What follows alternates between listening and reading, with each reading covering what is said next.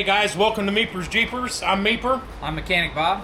And what we got for you today is a 1949 Jeepster Willys Overlander. Yeah. So the shift linkage, I guess, the bushing on this is worn out or gone, missing. And me and Bob are fitting to replace it. I was talking to Bob earlier today and yesterday. I looked up some, facts about this thing back in '49. They sold for $1,500 a piece. That's with right. the 4-cylinder. Yeah. And the 6-cylinder that they had, they didn't sell a bunch of because they were so much more expensive and people couldn't afford it. They were $1,525 for the 6-cylinder. Right. But back then, now you said what, it was 6 to 8 Eight, months. 8 to 10 months if somebody's Wow. somebody's paid to buy one of these. Yeah. So like the $25 upgrade Right. was a big deal back then. Yeah. So Pretty cool to have this one in our shop. So yeah, stay tuned, guys. We're going to get it up in the air here. We'll take a look and kind of show you what our process is in getting this bushing replaced. So thanks for tuning in. thanks guys.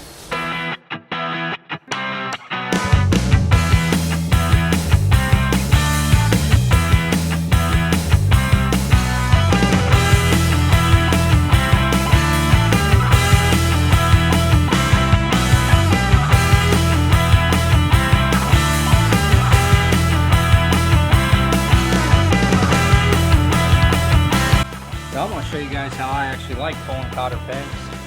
I actually use a pair of side cuts, and I just take A it lot easier to cut them off. right. I just take it on the side, and then you can kind of like pinch it and then rock it down. It pulls it right out. Oh, nice. Yeah, so that's what I Good do. tip. Yeah, I'm gonna pull So the this. problem with the linkage is the bushing is completely gone, the rubber Right. bushing. You see this one here has got the bushing like partially hanging out of it. We need to fix that one a little bit too.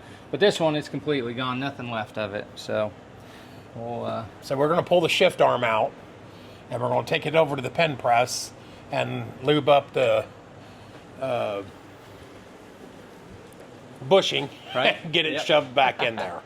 I'm just going to grab a little offset wrench here from John's old stuff. Working on an old car, might as well grab some old wrenches. So, alright, let's take a look here. I don't know though, on these wrenches, this whole snap-on and Harbor Freight debate, nothing beats these old Napa wrenches, man. So, a little tight angle though. We may have to go get some good offsets or something. Ah, there we got it. Look at that. Don't say it's plenty pre-oiled. Right? Yeah. This whole underside of this car. Yeah, completely covered. I guess you can't expect too much out of a car this old. Yeah, she is an old one. What year is it again? 49. 49. Wow. Well, that's And this pretty... guy that owns this car has been the single owner of the car. He bought it new. Yep, original owner. Original owner. Isn't that something? Well, He let's said go. he learned how to drive in it, so he's teaching his kids and grandkids how to drive in it. Yeah, it's pretty neat. All right, we'll grab a 1/2 inch there. Got my little blue point set. Mako ratchet. See if we can't sneak that up in there. We may have to take that other rod off. I'm gonna pull that other rod because it's right in the way of our nut. Yeah, and we got to press that other one back in there anyway. Yeah. So So we'll just go ahead and do both of them right now. Grab my little side cuts again here. yeah, sometimes them cotter pins can be a real pain. Yeah. There we There go. we go.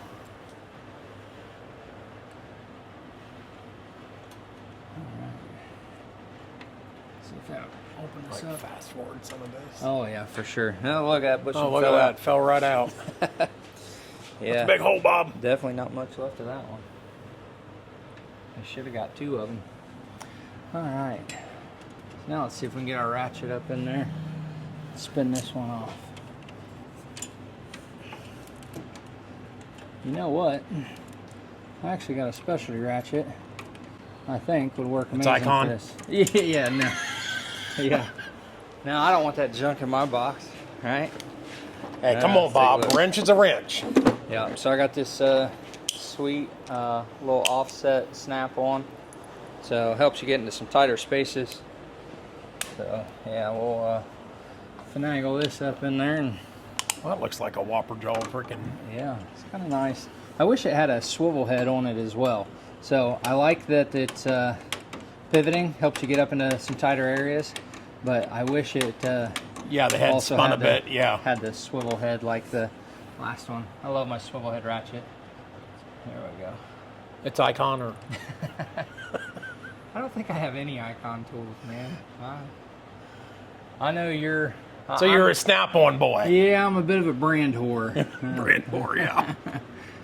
So, I don't know why, I just always have been. I made a lot of money with these tools. So. Need a hammer? Yeah, go and grab a little hammer, maybe a little pry bar. Well, not that little. Yeah, but this thing is got Some a people pretty say 2 pretty inches is massive a lot. oil leak. You know, the whole underside is, you know, coated with that hillbilly rust proofing. Let's see if we can't... I don't want you guys to think I'm using a wrong tool for the job here. This is a Mac strikeable end pry bar. So It's made for the job. it's made to be beat on the end. I didn't want you to think I was just abusing my tools here. I try not to. They ain't gonna make you money if you abuse them.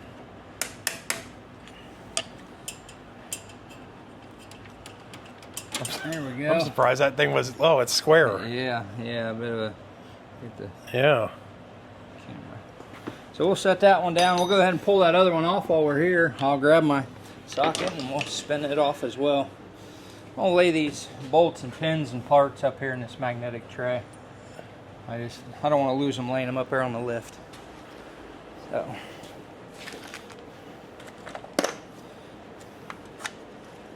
Extra parts left over from the last job, right? Spare bolts. Maybe we should have got the tools and laid them out, Bob. Yeah, well, we'll take a good shot of what we need when we're done.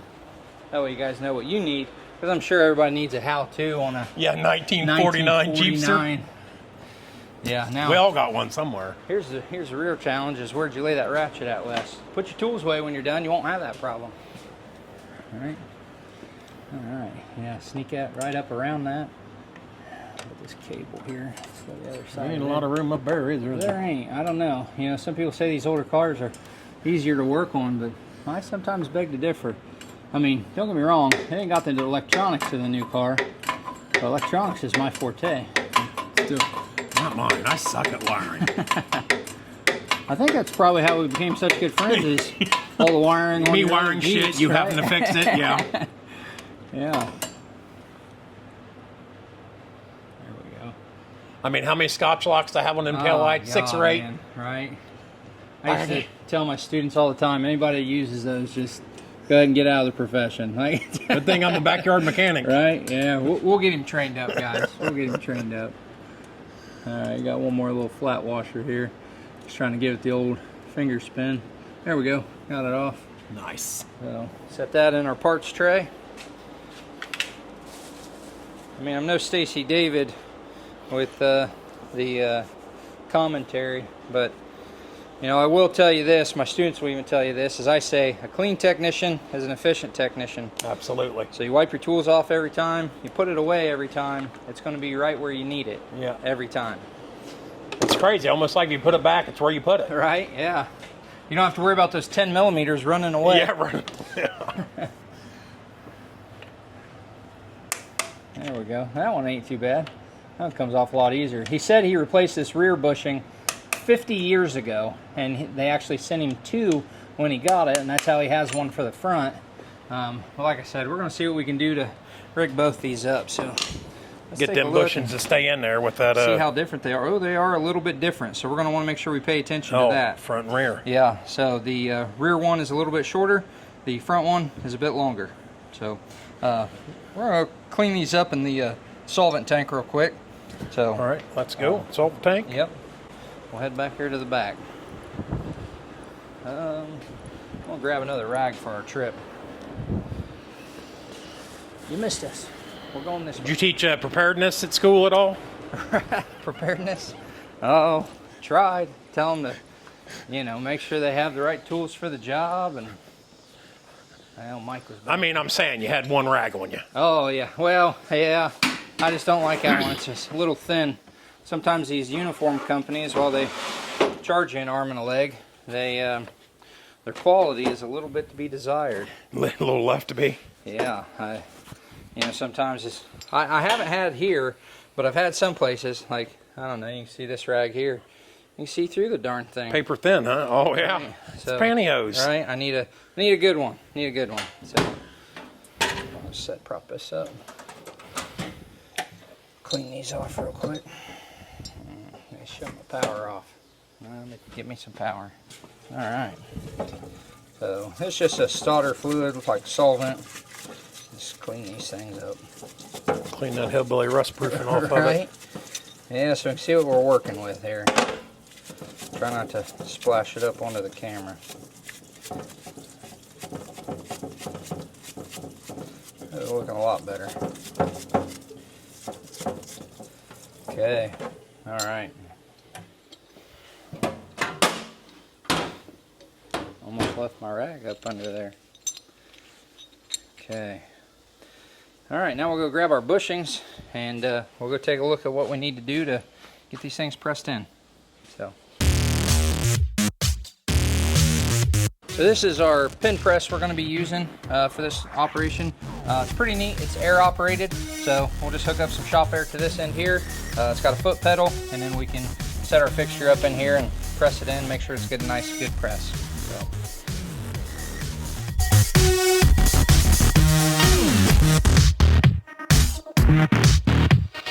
He had this tied in a knot, so I'm just taking that off there. So we got our bushing, so we're going to press that thing in to this hole. My plan is we're just going to take a washer, kind of set up under this, or a socket. We'll set up under that, and then we'll run this pin press down, and then we'll kind of press this back down into place. So we'll see how that goes.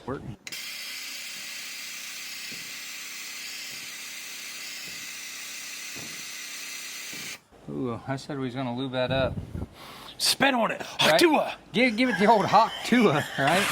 We're not that girl. I don't know. Let's see. Let me grab some lube. I like using that tire lube. I call it cow snot. So let's get some of that. I don't know what it looks like.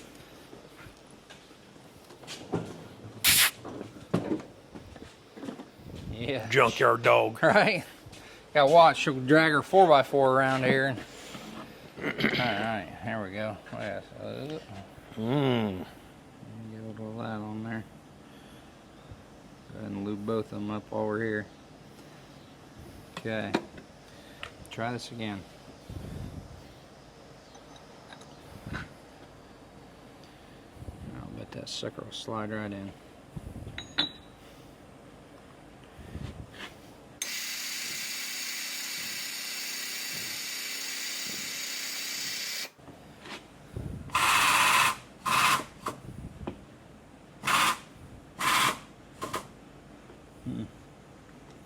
I don't know. No? Halfway. Half of it. Yep, we're super close. There you can see where it's kind of pushed up on that side.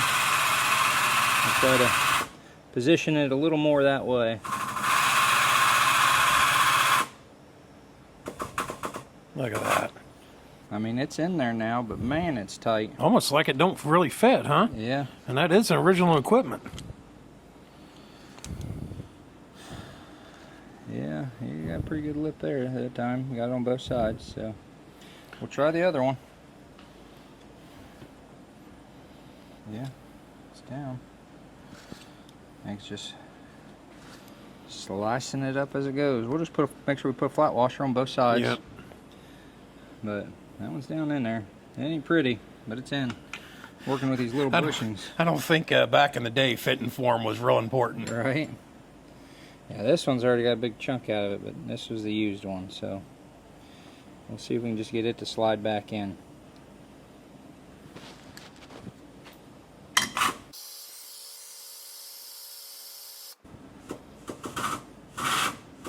There it went. Kind of popped right in. Nice. Yeah. Yeah, this one, just like I said, it's all torn up already, so yeah. Just trying to get him a little bit of extra life out of it. Yeah, we'll throw some washers on it. Yep. Make sure they stay put. We also got a couple other little projects to do on this car. So his fuel temperature gauge, or I'm sorry, his fuel level gauge and his coolant temperature gauge both need replaced. So we was doing a little bit inspecting on this thing. We found the wiring going to the fuel sending unit has actually melted on the exhaust. So we'll get you a shot of that here in just a minute. The coolant temp sensor, the customer said he actually replaced it himself, and it seems to be working completely opposite. So it reads that it's all the way hot when the car's cold, and then cold when it's all the way hot. So I was just explaining to him that that's the difference between a positive temperature coefficient sensor and a negative temperature coefficient sensor. So, but we'll take a look at it, home test it, try to compare the new one to the old one, see what's going on. So kind of odd that it's doing that when he said he ordered an OE one. So I'm going to run back to the bolt bin, grab a couple big flat washers we'll put on this, and we'll get it put in.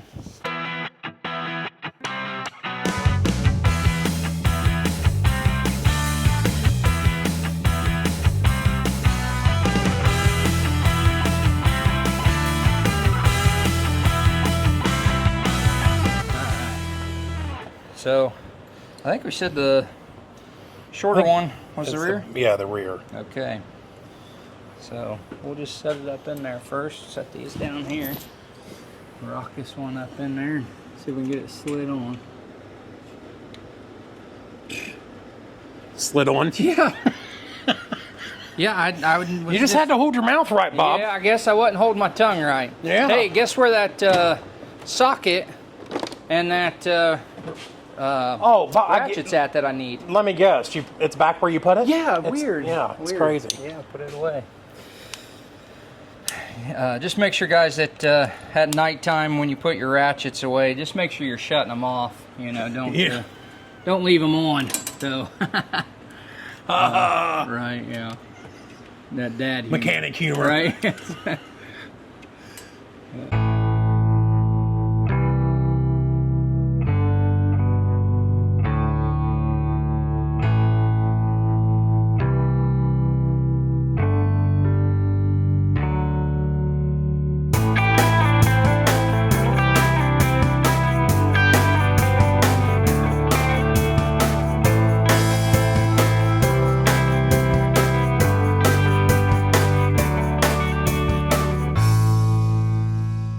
Ratchet. Icon. Yeah. Right. You guys tell us, what do you think's better, Snap-on or Icon? I don't know. I like all my Snap-on. You know, I probably got every specialty ratchet they make in 3/8. I love the ratchets. I don't know, a bit of addiction. But don't get me wrong, everybody's got to have a start. I say, you know, it's not bad to buy a starter set, but I'm more of also one of those guys that say buy once, cry once. So Buy the best, you're always happy with it. yep. I got some tools that were Snap-on and Mac that were my grandfather's, you know, that are still working to this day. So, you know, it's not just a tool, it's an investment for your future. And when it's your livelihood, you know, why cheap out?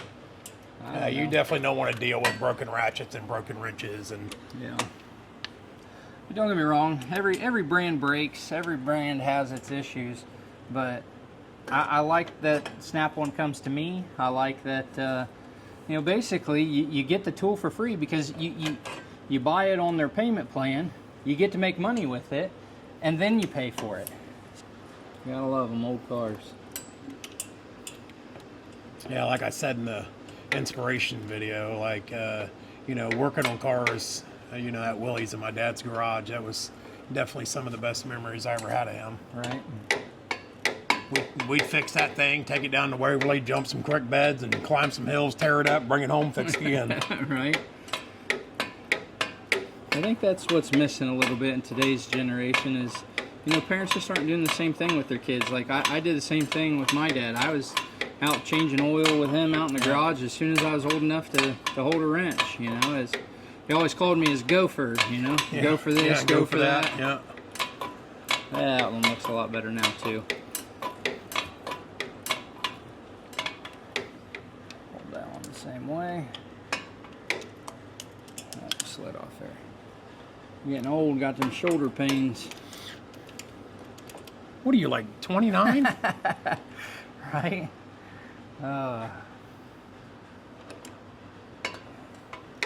wish I was 29 again. Me too, Bob. Me too. There we go. All right. Cool. All right, now we'll see if we can't get these clevises back on. See if we can get our washers to fit in there. Worst case scenario, we'll just put the washer on the side with a bushing that is a little worn out, or got a little bit more wear to it than the side with the bigger. So we'll get a shot of that. Let me put these tools away. So there's a hill climb event in our area that the owner of this thing wants to take it to tomorrow. So we're working, trying to work a little bit late tonight, try to make sure we get this shift linkage hooked up for him so he's ready to run for tomorrow's hill climb. Could you imagine doing a hill climb in this thing? He drives it down the interstate. I've seen him going down the interstate in this thing 65, 70 mile an hour. So he has an electric clutch overdrive that he added to this thing. And he scoots all around. He dailies it almost. I was wondering, because they say that, the overdrive you put in, without that, I don't think they'll do much more than 55 miles an hour. Yeah. I just want to see what this will look like. Yeah, so you can see there's plenty of gap up there. I just want to take some of that gap up so that it's not just wearing into just that bushing. It'll also help give it to protect the bushing a bit. You're right, little something to pivot on so it's not tearing it up.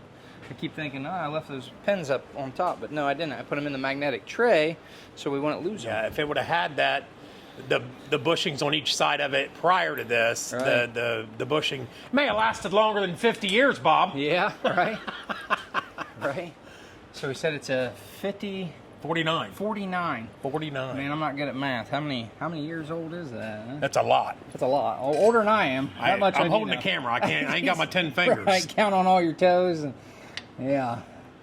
Well, let's see if we can sneak that little guy up in there around it.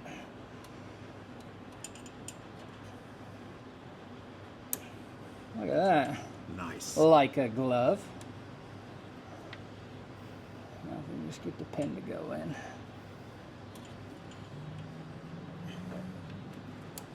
There it is. Look at that. And still enough room in the hole to put your thing in. Right? The cotter pin, that is. Oh, that's not what I thought you meant. I mean, yeah. Is that a lot, ladies? No. Yeah. We'll be editing that out of the video. I don't know if we will. I'll leave it in. Be a good little blooper. I gotta lose this watch.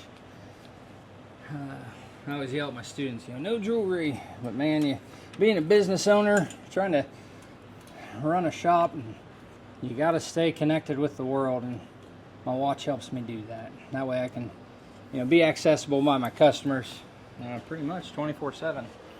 I don't think you're getting two in that one? I don't know. I don't think so on that one. It looks a little tighter. So definitely just leave it on the one that's got it. And we'll slide.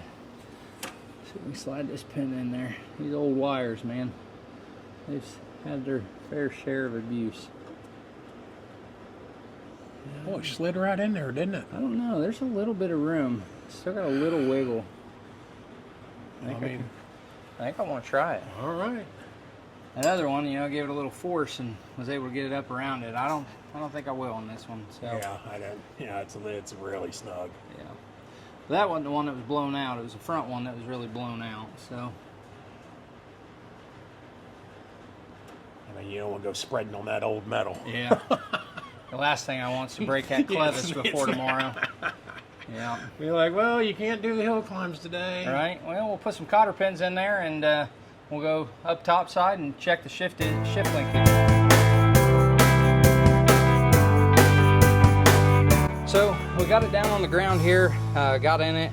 It's got an old 3 on the tree here on the side. The electric overdrive is down here. It's a manual electric overdrive switch. Pretty cool car. The starter is actually a push button down on the floor, so once you turn the key to the on position, there's a push button down there. But what we're concerned with is the slop in the shifter, and man, this thing moves like butter now. So it comes up, you can feel all 4, it goes down and you can feel all 4. So pretty nice, or all 2. So yeah. So awesome. All right, guys, well, thanks for tuning in. Here, let's turn this on. Let's hear it. See if we can fire it up once. And